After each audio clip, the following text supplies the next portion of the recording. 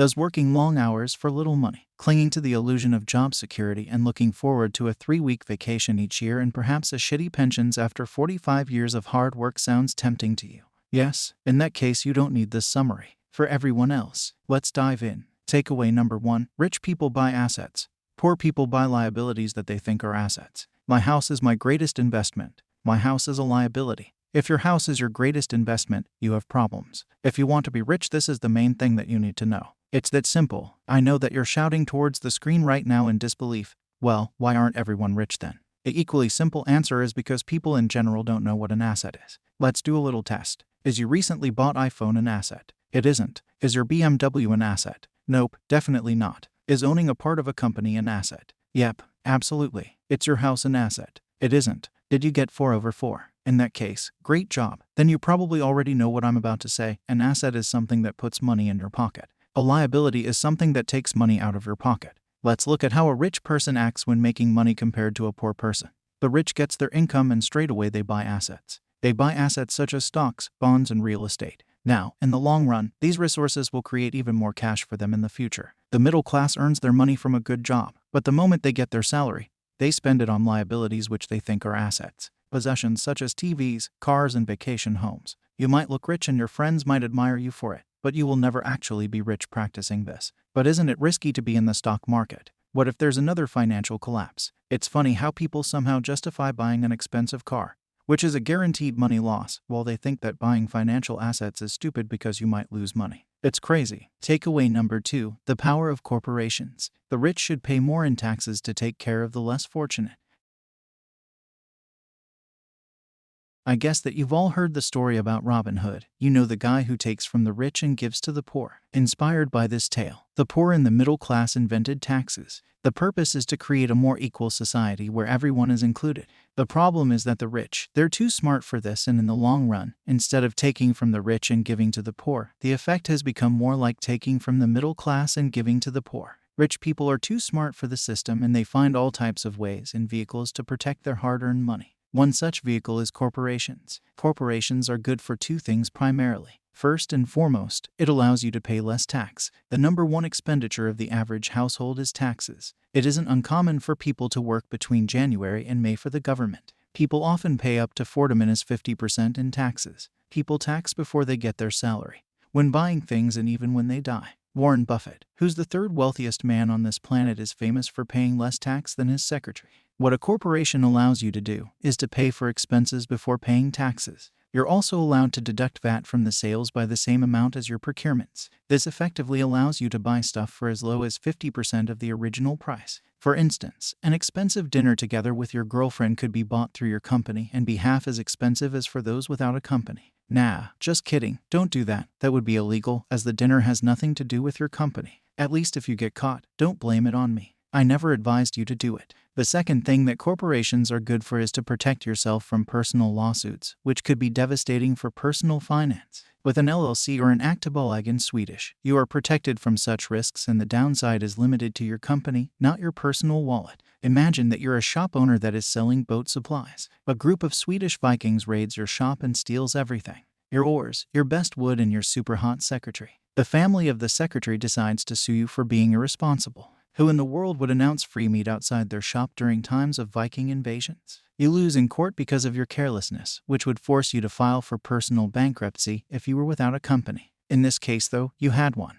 and the lawsuit is limited to the company. Takeaway number 3. Stop focus on your income. Focus on your assets. Study hard so you can get a good job at a great company. No, study hard so you can find great companies to buy. Robert Kiyosaki's poor dad had a PhD, but was always a struggle with money. His rich dad didn't even finish high school, and yet he had an abundance. His PhD dad studied so many years just to get a few hundred extra in salary every month.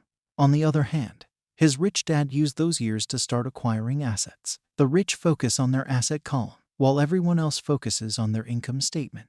I find this to be an interesting subject. If the average person were to get a pay cut by 2%, he would be furious. On the other hand, if he loses 2% in the stock market, he shrugs it off by blaming bad luck or bad asset managers. Yet, for some people, it's a worse situation to lose 2% of their assets than to lose 2% in salary. Salary levels are taken personal, while asset levels are not. This is a common problem for poor people. Start to take responsibility of your investment decisions. Takeaway number 4. Don't diversify with too little money. When it comes to money, just play it safe. No, learn how to manage your risks. There is no reason to diversify your portfolio if you only have a small fortune. If you want to become rich, you must first be focused. Look at the top 5 richest people in the world.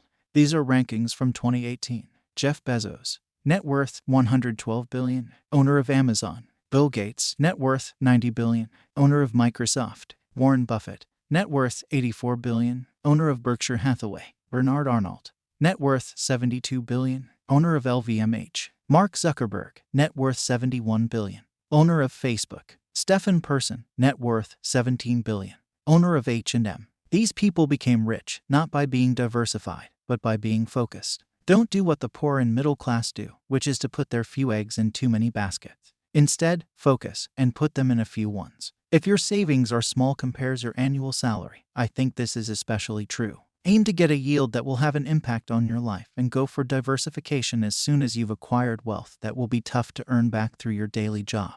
In finance theory, it's argued that diversification reduces risk, but I would argue that risk is a result of uncertainty, which in turn is the consequence of a lack of knowledge. Stay focused and you will have time to gather more info about each of your investments and in turn, reduce your risk while keeping a high potential. Takeaway number 5. Educate in personal finance. The love of money is the root of all evil. The lack of money is the root of all evil. Money is a form of power. Even more powerful, though, is financial education. Money without financial intelligence is money soon gone. This is the reason why famous people such as 50 Cent and Mike Tyson have been filing for bankruptcy, even though they've earned big time.